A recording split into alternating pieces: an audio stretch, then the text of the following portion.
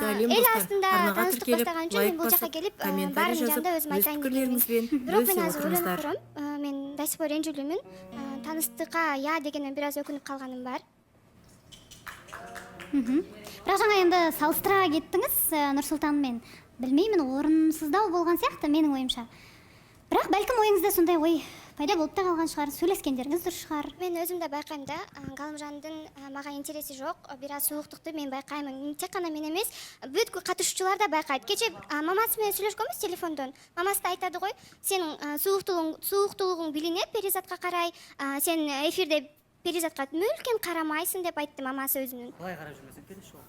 Осылай карап жүремүн дейди сизге, касыңызда жүремүн деп жатыр. Бирок эми мен ойлойм, көңүл деген осы, үнөмү сыйлык сыйлап, сиздин жаныңызда отуруп кайта-кайта жаңагы карап отурмун деп айтып жатыр.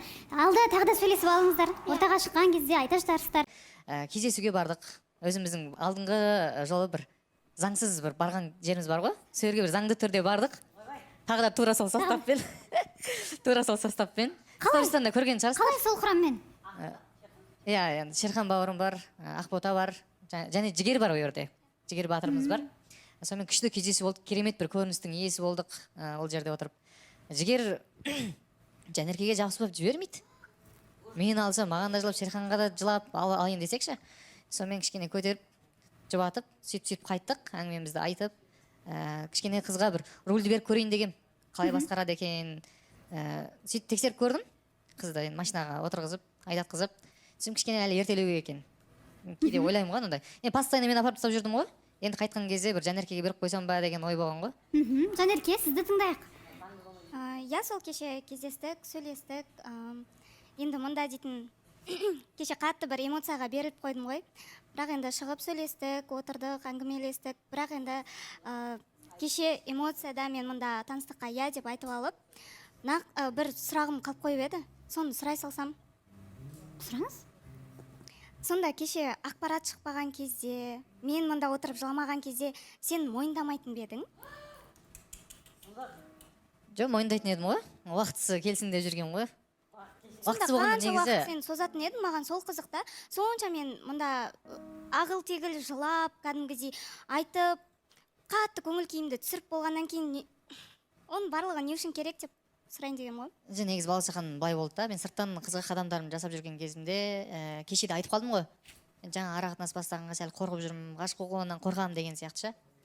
Бір жағынан сол себеп болды да негізі. Шынымен бастайын ба, бастамайын ба деген өзіме бір сенімсіздіктер болып атты негізі. Бірақ та бір жағынан да кешегіндей бір таныстыққа ұсыныс тастағым да келген жоқ. Бір андай нормаль болады ғой, гүлмен, әнмен, бір жағынан солай жасағым келді. Сол сәтті күттім, солай жасаған дұрыс па деп жүрдім. И жаңа қорқыныш болып жүрді ішімде. Қалай болар екен? Енді шынымды айтсам, өзім ішімде қорқыныш қой, жаңағыдай ғашық болып қалудан.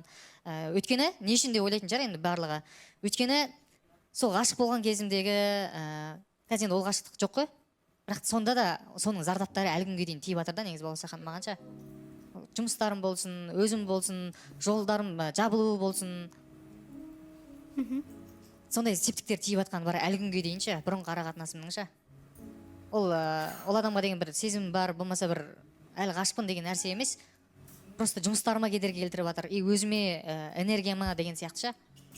Алдында мен осындай эфирге шыққан кезде, ортаға шыққан кезде айтқан болатынмын. Осылай хейттар, неше түрлі негативтер жазылып жатыр деген сияқтыша. Не дейсіз, Айжан? Негізі Нұрдаулет қалап отқан жоқ сөйлегенімді бар ғой. Баласахан, неге десеңіз, осы жерде таныстықты енді көрдік қой, қалай шыққанын бар ғой осы жерде. Енді мен айтпасам, Жанерке негізі маған рахмет айту керек, осы жерде өтірікші деп алып, қайта менің арқамда осылар қосылып отыр да. Енді Нұрдаулетті осындай провокацияға шақырғанның арқасында Нұрдаулет ұсыныс жасап отыр. Осы жерде біраз адам әлі рахмет айтатын сияқты маған бар ғой. Я рахмет Айжан. Қандай таныстықты көріп отырық, негізі Нұрдаулеттен бұндай таныстықты күтпедім, бұндай кездесуді бар ғой. енді қолы тимепті, жаңағы экс-жұбайын айтып жатыр. Бұл жерге бұның бәрі сылтау. Жанерке бұл таныстығың алысқа бармайды, мен саған айтайын. Оның көңілі әлі сол бұрынғы жұбайында. Жанерке, көзіңді ашып қарасаң болады, ол әлі әңгіме бітпейді. Неге бұл жерден экс-жұбайлық туралы сұраған да жоқ қой, Баласаханым өзі айтып отыр. Бұның энергиясы жоқ, уже бұлардың таныстықтары как будто бітіп жатқан сияқты. Баласаханым сондай сияқты деп ойлаймын. Ана жерде таныстығының кездесуін қарасаңызшы, Нұрдаулеттің вообще настроениесі жоқ қой, бай бір жарайды, ұсыныс тастай сал, мен жүре салайын, амал жоқ та. Өткен қызды жаңағыдай бір қарабет қылтып шығарды да осы жерде, сосын жарайды енді осы жерде алып шығайын соңғы рет деген әңгіме болып отыр. Мен сонда көріп отырмын. Баласаханым, енді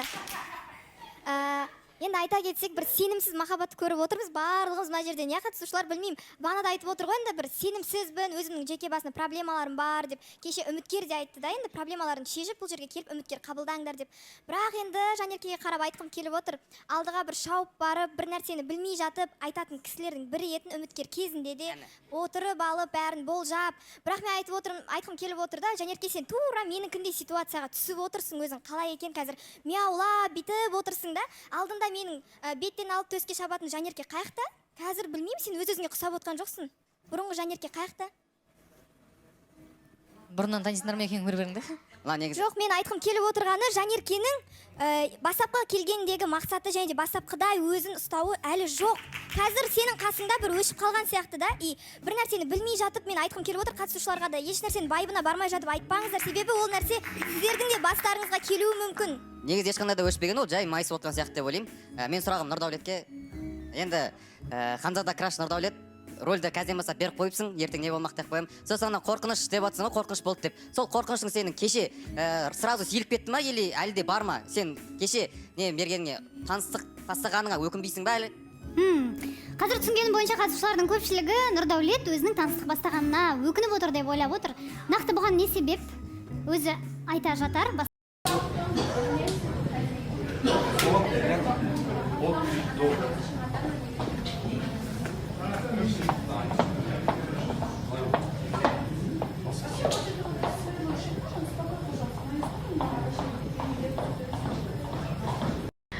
Бізде енді эфирде бір келеңсіз жағдайлар болып жатыр. Ғалымжан, сәл бір бәріміздің көңілімізге тиген бір дүние жасапсыз.